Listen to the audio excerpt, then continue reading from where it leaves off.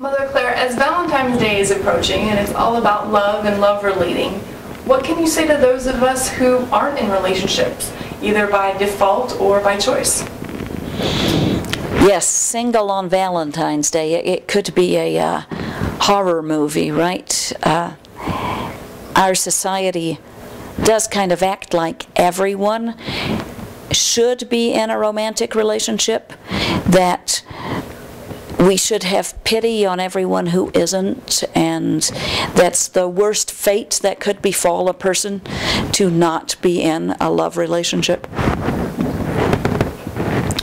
We do all need love in our lives, but we do not all need romantic relationships in our lives. You can be perfectly healthy and happy without being in a romantic relationship. How is that so? Well, first of all, if you throw off our society's messages that everyone is supposed to be that, and if they're not, they're lacking something and should be absolutely looking to find it. Instead, you can get clear that to not be in a romantic relationship can be an absolutely acceptable choice, and is a good time in one's life, if this is a temporary condition or a permanent one. It's a great time to be developing all kinds of aspects of yourself. You can be developing yourself spiritually and intellectually, and you can be taking good care of your body. You can be also having very good friendships with people. You can be learning how to communicate better with people and be parts of communities. We do need relationships in our lives.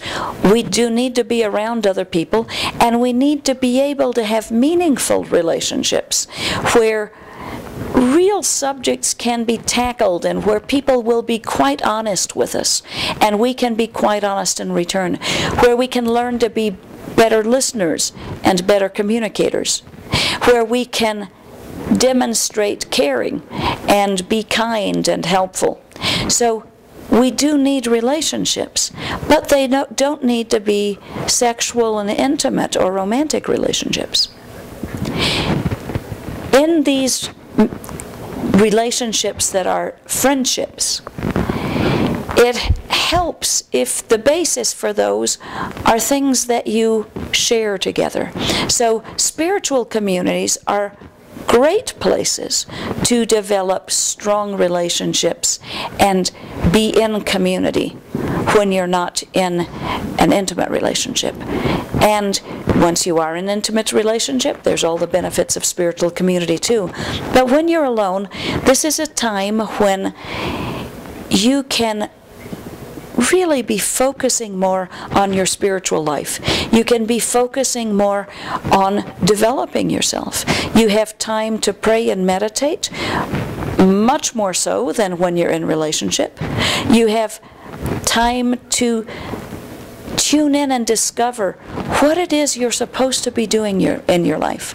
You have more time to donate, to give to others, to be a channel of giving for others, not having your own nuclear family.